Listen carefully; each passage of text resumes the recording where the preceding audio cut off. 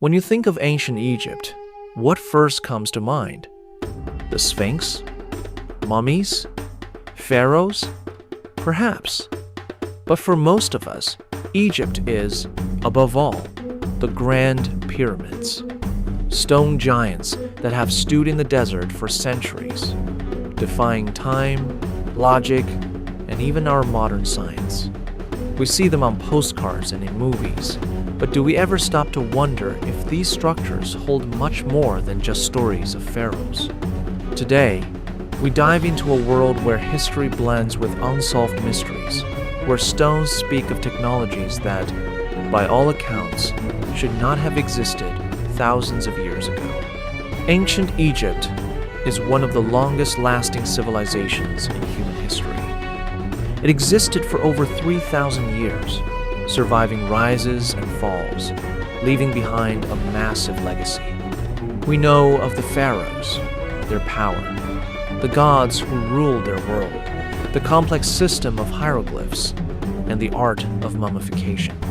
But we often forget that behind these well-known facts lies something much more intriguing. Could a people who used simple carts and tilled land with primitive tools really have erected structures that even with our modern machinery seem impossible? Pyramids.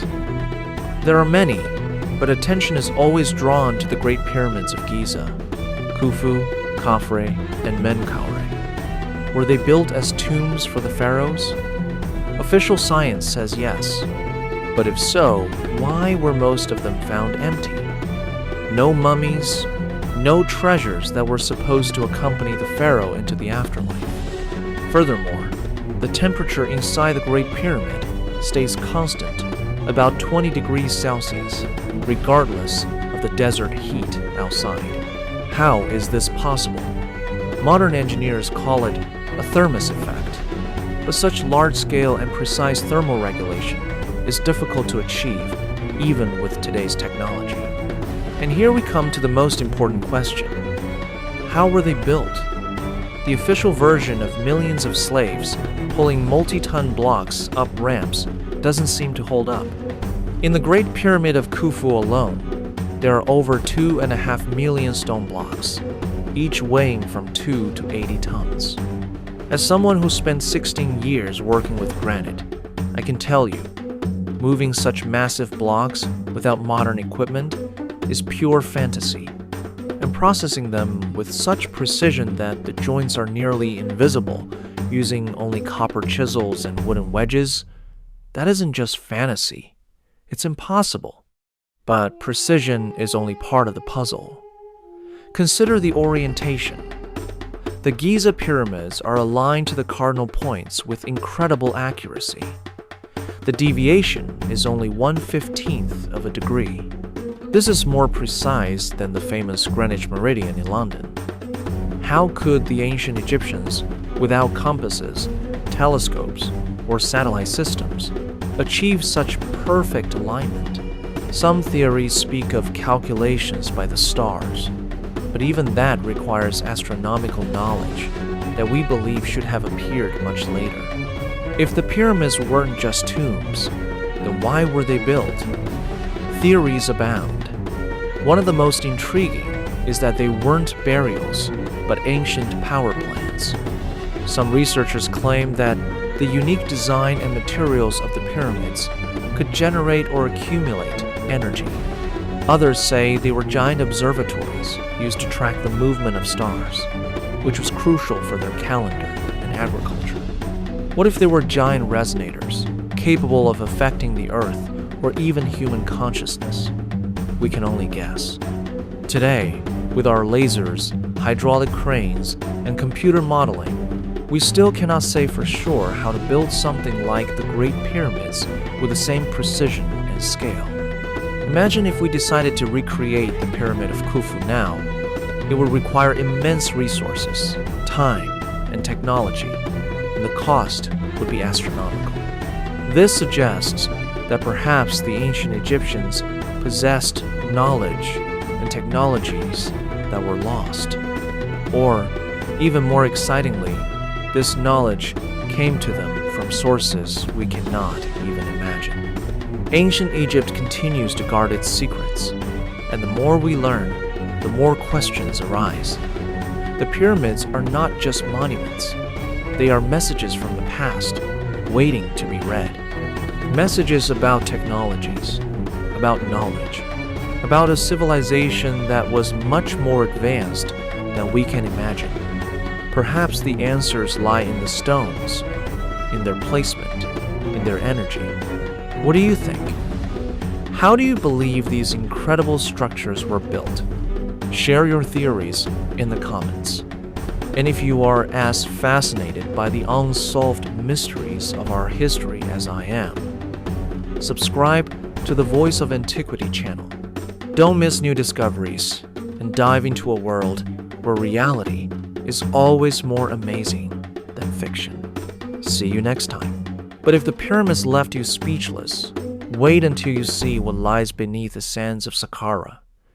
This is the Serapeum, a place that defies every law of primitive craftsmanship. Here, in narrow underground tunnels, sit over 20 massive granite boxes, each weighing up to 100 tons. Look closely at the finish. These are not just stone coffins. These are engineering masterpieces with perfectly flat surfaces and internal angles that are exactly 90 degrees. Even today, achieving such precision in hard granite inside a dark, cramped tunnel would be a nightmare for any master.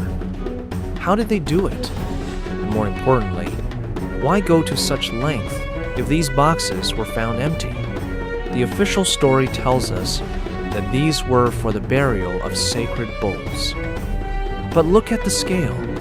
From a professional stonemason's perspective, the energy and precision required to hollow out a single block of solid granite with that level of accuracy suggests a purpose far beyond a simple ritual.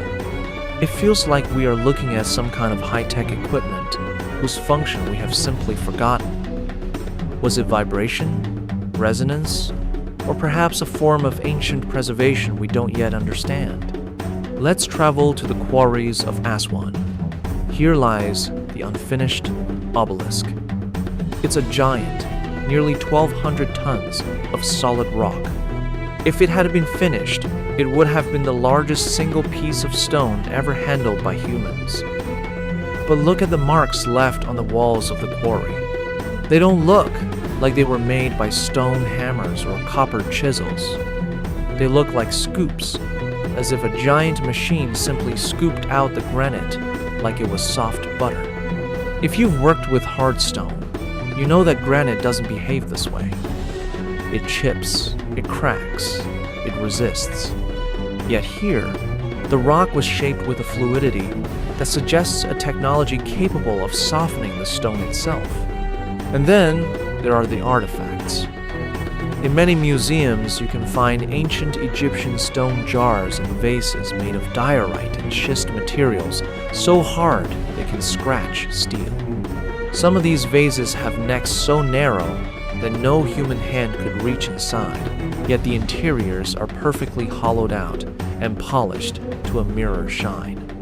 Some even show traces of what look like lathe marks, speeds of rotation that would require high-powered electricity.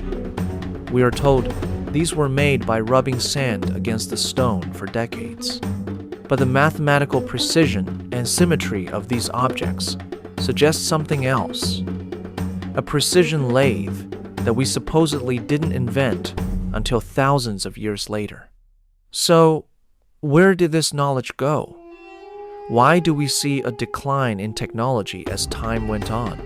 The earliest dynasties of Egypt produced the most complex and perfect stoneworks, while the later ones struggled to even imitate them. It's as if a great flood of knowledge was slowly drying up, leaving only the massive, silent witnesses in the sand. We are taught that history is a straight line of progress, from primitive to advanced. Now, glad in Edikamni, you realize that maybe we aren't the most advanced civilization to ever walk this earth. Maybe we are just a civilization with amnesia, trying to remember what our ancestors already knew. The mystery of Egypt isn't just about who the pharaohs were. It's about who we are and where we came from. Every granite block, every perfectly aligned shaft, and every impossible cut in the rock is a challenge to our understanding of the human story. We are standing on the shoulders of giants, but we have forgotten how to look up. As we peel back the layers of sand and time, we find not just graves, but the ruins of a world that might have been more modern than our own. Thank you for staying with me on this long journey through the sands of time. This isn't just history, it's a puzzle that we are solving together. If you want to dive deeper into the technical anomalies that the history books won't tell you about, make sure to check out our other videos. The truth is hidden in plain sight, carved in stone that refuses to decay. Keep questioning, keep searching, and remember, the voice of antiquity is still speaking to those who are willing to listen.